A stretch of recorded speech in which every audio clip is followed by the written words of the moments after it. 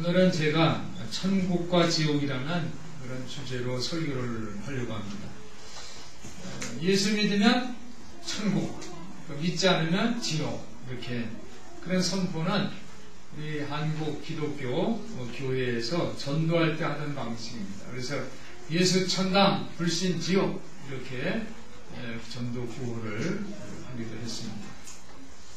목회를 하다가 성도들에게 질문을 받는 내용 중에 믿지 않고 돌아가신 가족들 얘기를 합니다. 우리 어머니는 믿지 않다가 돌아가셨는데 어떻게 합니까? 또 우리 남편은 믿지 않다가 돌아가셨는데 어떡하지요? 이렇게 질문을 합니다. 우리나라에 기독교가 들어온 지 이제 200년이 채 되지 않았는데, 그러면 그 전에 살던 조상들은 다 지옥 가나요? 이렇게 질문하는 분도 계십니다. 이런 문제를 어떻게 해석해야 할까요? 오늘 저는 중요한 주제를 다뤄보려고 합니다. 그때 시간으로는 돌아갈 수 없으니까 그들에게 전도를 할 수도 없고, 그들을 구원하는 것은 이제 도저히 불가능합니까? 이렇게 질문할 수도 있습니다. 그럴 때 천국은 단체로 가는 게 아니라 개인적으로 가는 거니까 지금부터라도 그러니까 열심히 믿으세요. 이렇게 대답을 해야 할까요? 그렇지만 가족인 경우에는, 그 대상자가 가족인 경우에는 아마 그런 대답이 귀에 잘 들어오지 않을 것입니다. 내가 미리 알았더라면 열심히 전도해서 우리 가족, 우리 어머니, 우리 남편 전도해서 믿게 했을 텐데 라고 후회도 해봅니다.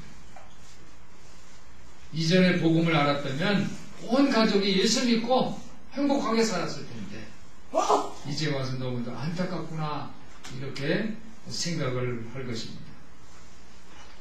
누가복음 16장에 보면 부자와 나사로 이야기, 비유가 있습니다. 부자가 죽어서 지옥에 갔습니다. 지옥에 가서 너무너무 뜨거워서 또 목마르고 고생하고 있는데, 거지였던 자기가 알고 있던 나사로가 아브라함의 품에 앉아서 천국에 앉아있는 거예요. 너무너무 힘드니까 부탁을 합니다.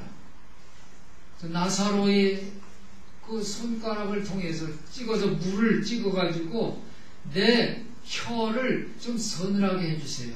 이런 기도 제목도 정말 작은 기도입니다. 그랬을 때 아브라함이 그렇게 대답을 하죠. 예, 너와 우리 사이에는 큰 불원이 있어서 우리가 갈 수도 없고 너희도 올 수도 없다. 그러니까 부자가 또 이렇게 부탁을 합니다. 저 나사로를 내 살아있는 형제, 다섯 형제에게 보내서 이곳 지옥에 오지 않도록 해주세요. 이렇게 부탁을 합니다. 그랬을 때 아브라함이 이렇게 대답을 합니다. 여기서 살아서 돌아갈 수도, 죽은 자가 다시 갈 수도 없지만 그들은 선지자에게 들을 것이니라. 선지자에게 예수 믿고 구원받으라는 그런 복음 전도의 말을 들을 것이다. 이런 이야기가 있습니다. 시간이 거꾸로만 갈 수 있다면, 내가 거꾸로 시간을 갈 수 있다면, 내가 과거로 돌아가서 다시 온 가족을 향해서 내가 예수 믿고 우리 구원받읍시다 라고 전도할 텐데, 우리는 그렇게 할 수가 없으니까 참으로 낭망할 일이라고 생각이 들 것입니다. 그러므로 지금 예수 믿는 우리들은 얼마나 행복한지 몰라요. 한번 따라해보세요. 나는 행복합니다. 믿습니까? 여러분들은 예수 믿기 때문에 너무너무나도 이 세상에서 가장 행복한 사람들인 줄 믿습니다. 사랑하는 성도 여러분, 오늘 저는 이런 문제를 오늘 성경 본문을 통해서 한번 말씀을 통해서 생각을 하고 묵상을 하고 은혜를 받으려고 합니다. 오늘 본문 18절에 보니까 예수 그리스도께서 한 번 죄를 위하여 여러분들을 위해서 죽으셨다고 분명하게 기록하고 있습니다.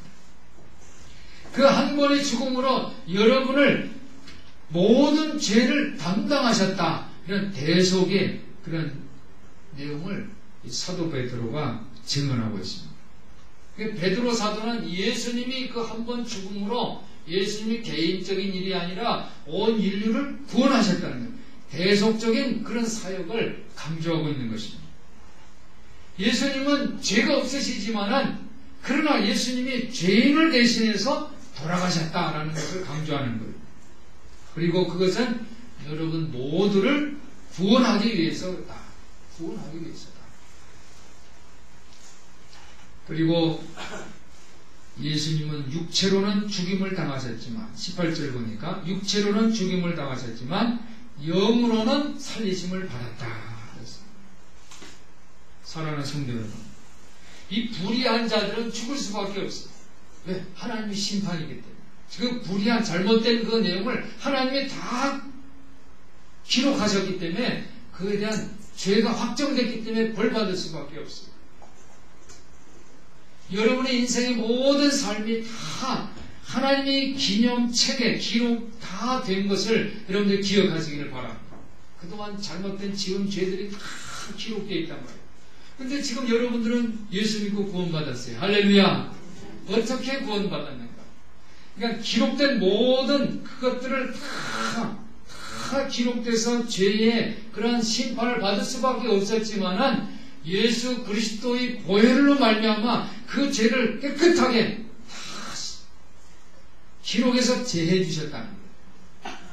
근데 그 기록해서 제해 주시기 전에 내가 예수님을 영접했다는 사실, 내가 예수님을 구세주로 내가 마음 중심에 모셨다는 사실, 즉 내가 나의 옛날 죄를 다 회개하고 진실한 참된 마음으로 예수를 영접했던 그 사실 때문에 하나님께서는 우리 모든 죄의 기록을 다 깨끗하게 지워주신 것을 믿으시기를 바랍니다.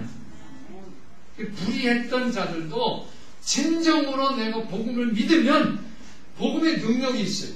그래서 복음의 능력으로 내가 변화되고 하나님의 자녀가 되고 구원받는 것을 믿으시기를 바랍니다.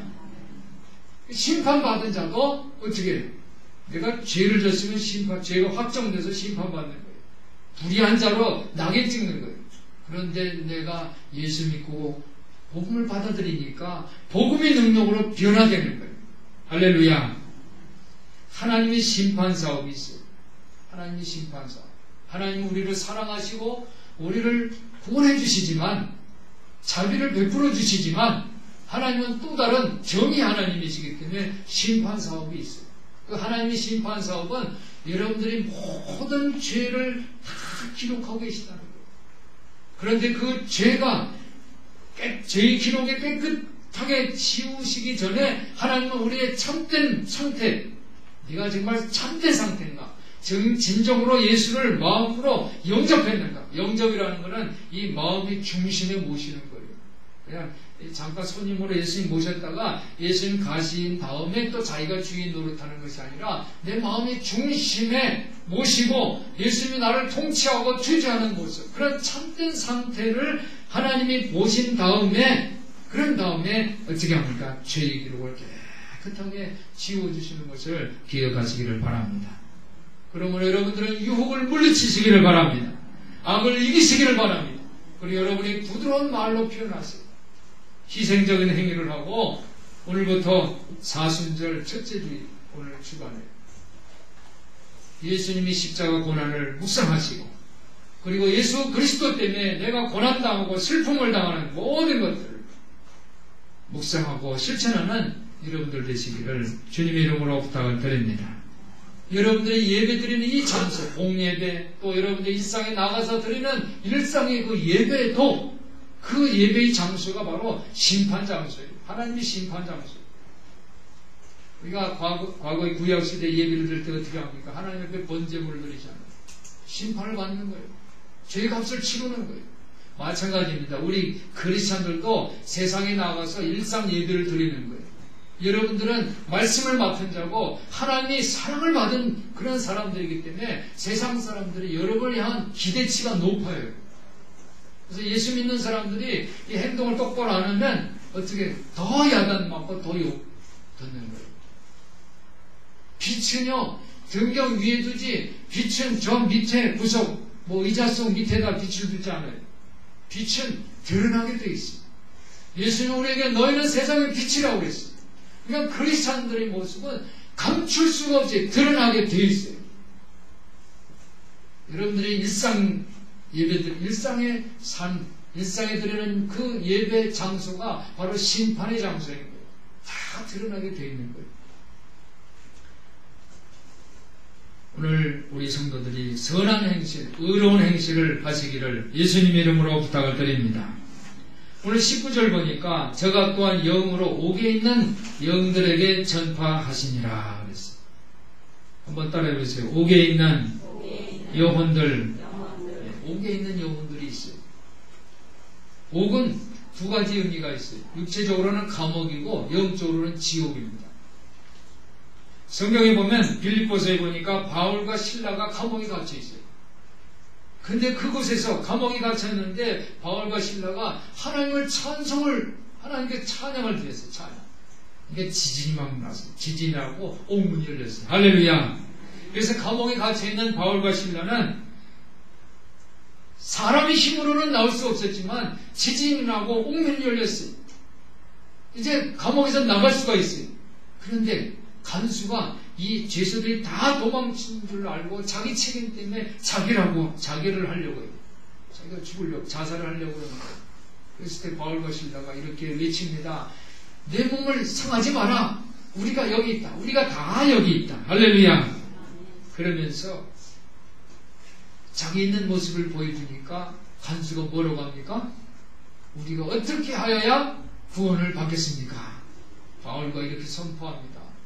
주 예수를 믿으라. 그리하면 너와 내 집이 구원을 얻을 것이다. 할렐루야. 이 어디서 선포한 거예요? 감옥에서. 한번 따라해주세요. 감옥에서 복음을 선포한 것을 믿으시기를 바랍니다. 베드로도 복음을 전하다가 감옥에 갇혔어요. 그런데 베드로의 그 감옥에 갇힌 모습을 성경을 보니까 헤롯 왕이 야고보 사도를 죽였어요. 야고보가 최초의 순교자입니다. 그런데 이 야고보를 죽였는데 유대인들이 좋아하는 거예요. 그래서 야 좋다. 이제 베드로도 죽여야 되겠다. 이렇게 생각하고 베드로를 감옥에 갇혔는데 그 감옥에 갇힌 그 모습을 보니까 두 군인들 틈에 그러니까 군인이 베드로와 함께 있어요. 그리고 발에 착고를 꼈어요. 두 군인이 같이 감옥 안에서 지키고 있어요. 감옥 바깥에서 또 지킵니다. 철저하게 이 베드로를 감시를 했어요. 그런데 이 베드로를 위해서 감옥 밖에서 중보기 들어갑니다. 교회에서 베드로 목사님을 위해서 기도해요. 베드로를 살려주세요. 베드로를 살려주세요. 기도를 합니다. 그때 하나님의 기적이 일어난 줄 믿으시기를 바랍니다. 옥문이 열렸어요. 할렐루야. 천사가 베드로를 찾아왔어요. 그 감옥의 천사가 찾아와서 베드로에게 이렇게 얘기합니다. 천사가 말한 내용은 띠를 띠고 신을 신으라. 띠를 띠고 신을 신으라. 옥문에 이 광채가 환하게 비쳤어요. 베드로는 첫째와 둘째 파수를 지나서 옥문이 열린 문을 지나서 시내로 나왔어요. 할렐루야. 그래서 문이 저절로 열렸어요. 베드로가 지나갈 때마다 문이 저절로 열렸어요.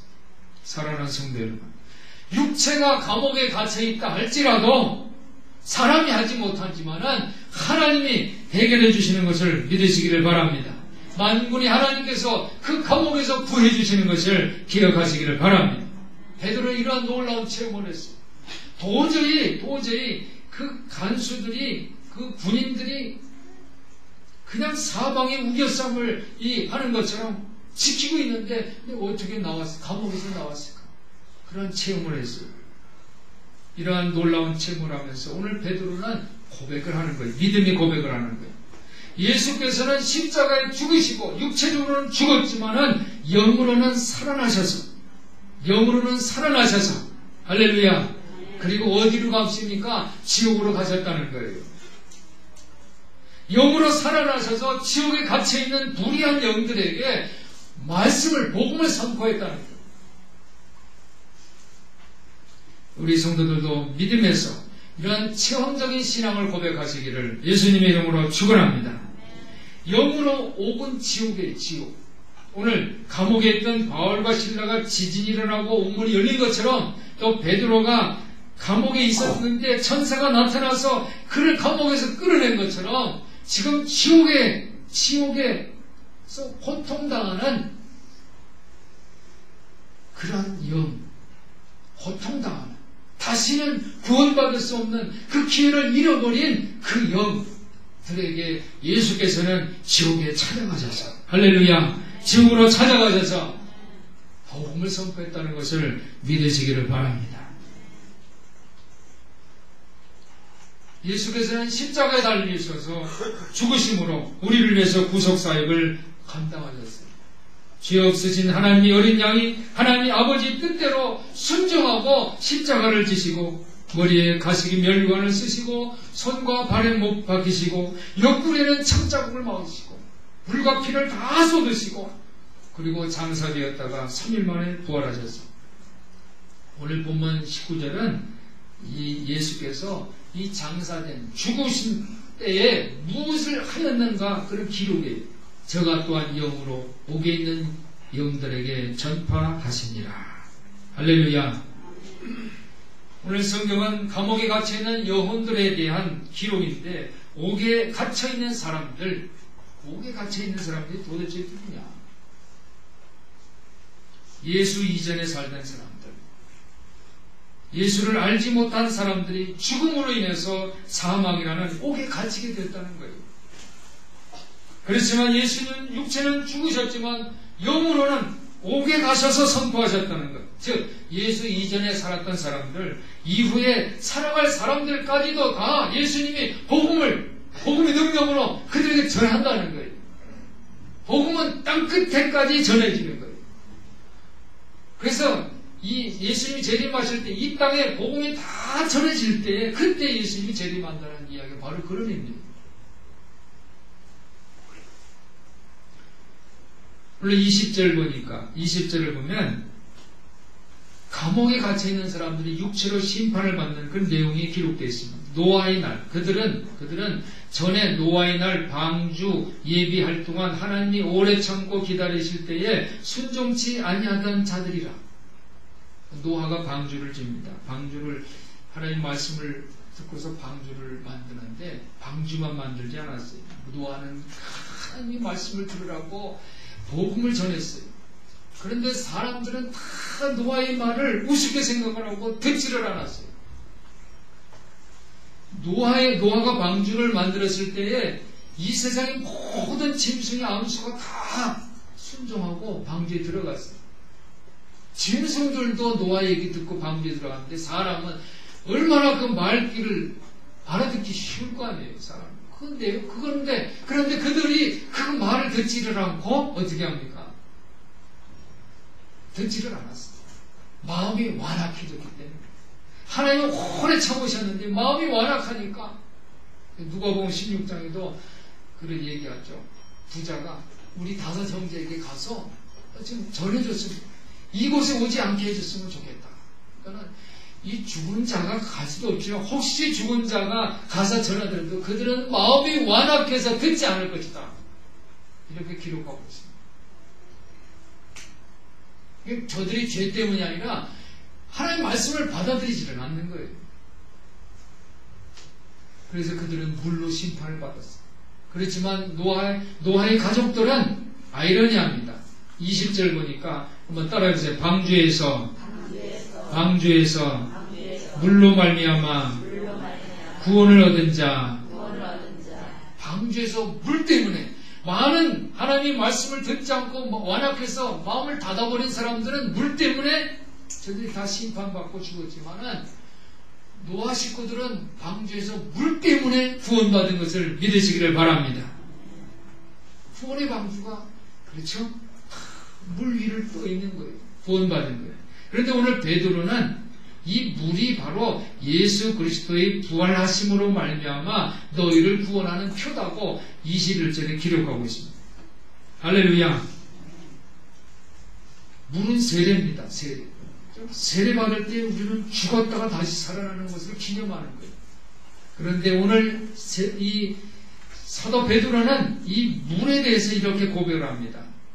이 세례는 뭐냐면 오직 선한 양심이 하나님을 향하여 찾아가는 것이라고 그랬어요. 세례 받은 사람들, 우리는 다 세례 받았어요. 아멘? 여러분 다 세례 받았어요. 세례 받은 것은 그냥 형식적으로 물을 찍어가지고 하는 그 어떤 식이 아니에요. 예식이 아니에요. 이것은 오늘 사도 베드로가 고백한 것처럼 오직 선한 양심이, 한번 따라하세요. 오직 선한 양심이. 세례 받은 사람들은 이제 과거에 모든 죄, 하나님의 심판, 죄의 기록이 다 예수 그리스도의 보혈로 깨끗하게 씻어졌기 때문에 이제는 오직 선한 양심이 확정된 거예요. 그래서 선한 양심이 하나님을 향해서 찾아가는 것이 바로 세례랍니다. 할렐루야. 여러분이 얼마나 여러분들은 이 책임이 막중한지 몰라요. 여러분이 세상에 나가서 살 때에 여러분은 책임이 막중해요. 비치기 때문에. 여러분이 드러나기 때문에. 그래서 여러분 선한 양식을 가지시기를 주님 이름으로 축원합니다. 하나님을 향해서 찾아가는 여러분들 되시기를 예수님 이름으로 축원합니다. 하나님을 향해 찾아가는 건 뭐예요? 말씀을 순종하는 거예요. 말씀을 듣고 순종하는 거예요. 노아 시대에 하나님이 처음 오시면 이 고대인들이 엄청나게 죄를 만졌다 이런 걸 언급하는 것보다는 당시 고대인들이 너무너무 고집스럽게 하나님의 말씀을 반항했다는 거예요. 노아의 말에 귀를 기울이고 회개해야 되는데 회개를 거부했다는 거예요. 그래서 20절 마지막 부분에 물로 말미암아 구원을 얻은 사람들은 겨우 몇 명? 8명이라 그랬어요. 8명. 그 수많은 사람들이 있었는데 8명이 물 때문에 구원을 받았다는 거예요. 물은 뭐예요? 세례라고 그랬죠. 세례는 뭐예요? 선한 양심으로 하나님을 찾는 거예요. 하나님 말씀에 순종하는 거예요. 할렐루야. 이게 이 물은 오늘 이 성경에 보니까 육체의 더러운 것을 제하여 버림이 아니라 그랬어요. 이 물은 우리가 목욕하면 먼지, 때 이렇게 씻는 게 물이잖아요. 그게 아니라는 거예요. 물은 그런 의미보다 더 큰 의미가 있다는 거예요. 오늘 우리 전진욱 집사가 성신앙독을 하면서 공기와 물을 값 주고 돈 주고 사는 것이 아니라 거저 주는 그 하나님께 감사합니다. 그런 고백, 성실을 했어요. 물은 굉장히 의미가 있는 거예요. 물은 바로 천국입니다. 근데 천국은 뭐냐? 천국은 선한 양심으로 하나님의 말씀을 듣는 거예요. 그래서 이 자리가 여러분들이 하나님의 말씀을 듣는 이 자리가 여러분의 마음을 활짝 열고 선한 양심을 가지고 주의 말씀을 받아들일 때 이 자리가 바로 천국인 것을 믿으시기를 바랍니다. 세례를 받은 사람들은 그러므로 하나님의 말씀에 귀를 기울여요. 노아 시대에 하나님의 메시지를 거부한 사람들과 같지 않은 거예요. 22절을 보니까 저는 하늘에 오르사 하나님 우편에 계시니 천사들과 권세들과 능력들이 저에게 순복하느니라 그랬어요. 오늘 베드로 전서 3장까지만 우리가 봤는데 4장 6절을 보면요. 4장 6절을 보면 이를 위하여 죽은 자들에게도 복음이 전파되었으니 할렐루야. 육체로는 사람처럼 심판을 받으나 영으로는 하나님처럼 살게 하려 함이니라 그랬어요. 얼마나 은혜스러워요. 이제 죽은 가족들이 다 이제는 지옥에서 고생하는구나 했는데 오늘 보세요. 육체로는 사람처럼 심판을 받았지만은 영으로는 하나님처럼 살게 하려 하시려고 죽은 자들에게도 복음이 전파된 것을 믿으시기를 바랍니다. 예수님께서 죽음으로부터 부활하지 않았더라면 죽음이 아마 최고의 존재가 됐을 거예요. 죽음을 이길 사람이 없잖아요. 그렇지만 예수님은 십자가에 달려 죽으셨지만 3일 만에 이 죽음의 권세를 깨트리고 부활하신 것을 믿으시기를 바랍니다. 이 사도 바울이 그리스도께는 그리스도께서는 죽은 사람만 아니라 살아있는 사람이 주님이 되기 위해서 죽으셨다가 다시 살아나셨다고 그렇게 외쳤어요. 그걸 외치면서 복음을 전한 사람이 바로 사도 바울이에요. 예수님은 지옥 경험도 하셨어요. 그런데 이 지옥 경험을 예수님은 통과하셨어요. 할렐루야. 그리고 예수님은 알파와 오메가가 되시는 것을 믿으시기를 바랍니다. 예수님은 하루가 천년 같고 천년이 하루 같고, 예수님은 창세 전에도 계셨고 창세 후에도 계시고, 할렐루야. 인간은 시간에 갇혀 있어요. 그래서 인간에게는 시간을 기회라고 이렇게 소개를 합니다. 기회는 어떻게, 왜 기회입니까? 그것을 앞에서 잡아야지. 앞에서 잡지 못하면, 이 앞에는 머리가 있는데 뒤에는 대머리가 기회입니다. 그래서 지나가면 잡을 수가 없는 거예요. 왜? 인간은 그 순간순간 살아가기 때문에. 그렇지만 예수님은 전에도 가실 수 있고 후에도 가실 수 있고, 할렐루야. 알파와 오메가가 되시는 예수님. 그래서 우리가 예수님의 이름으로 기도하는 거예요. 그래서 여러분들이 이 돌아가신 조상들을 위해서도 기도해 주시기를 주님 이름으로 부탁을 드립니다. 여러분의 모습이 중요해요. 여러분이 예수의 향기를 드러내야 돼요. 할렐루야. 할렐루야. 히브리서 11장에 보면 아벨과 에녹, 노아, 아브라함, 사라, 이삭, 야곱, 요셉, 모세, 라합, 그런 인물들이 계속 열거되어 있어요. 그런데 이분들은 예수님 이전에 살았잖아요. 예수님의 말씀을 이렇게 듣지 못했어요. 그렇지만 믿음을 따라서 살다가 죽었어요. 하나님께서 그 백성에게 약속하신 것을 받지 못했지만 멀리서 그것을 보았어요. 그래서 믿음은 바라는 것이 실상이라고 고백한 사람들입니다. 그들은 친히 예수를 못 봤지만 믿음으로 봤어요. 할렐루야. 사랑하는 성도 여러분, 복음은 죽은 자들, 저주받은 자들에게도 선포되는 것을 믿으시기를 바랍니다. 우리는 죽음이 구원받을 기회를 놓쳐버린 것처럼, 마치 문이 꽝 하고 닫히면서 이제 영원히 기회를 잃어버린 것처럼 죽음을 생각할 수가 있어요. 그렇지만 죽음이 구원받을 기회를 영원히 가로막을 수가 없습니다. 오늘 우리는 예수께서 영으로 옥에 가셔서, 지옥에 가셔서 복음을 선포했다는 사실에 위로를 받으시기를 바랍니다. 사도 바울은 아무것도 우리를 하나님이 사랑해서 떼낼 수 없다고 고백을 했어요. 심지어 사망까지도 우리를 하나님이 사랑해서 떼낼 수 없다고 고백을 했어요. 사랑하는 성도 여러분, 하나님의 사랑에 미치지 않는 곳은 없습니다. 하나님의 손은 어디든지 닿을 수 있어요. 만일 내가 하늘 위로 올라간다고 해도 주님은 거기 계세요. 만일 내가 깊은 곳에 누워있다 할지라도 주님은 거기 계세요. 우리 성도들이 하나님을 향한 믿음을 굳세게 지킨다면 사망이나 권세자들이나 그 어떤 것도 우리를 이길 수가 없습니다. 오늘 예수 그리스도께서 저는 하늘의 의사 하나님 우편에 계시니 천사들, 권세들, 능력들이 저에게 순보하느니라, 이렇게 기록하고 있습니다. 사랑하는 성도 여러분, 사도 바울과 베드로는 지옥과 같은 어둠의 경험을 했어요.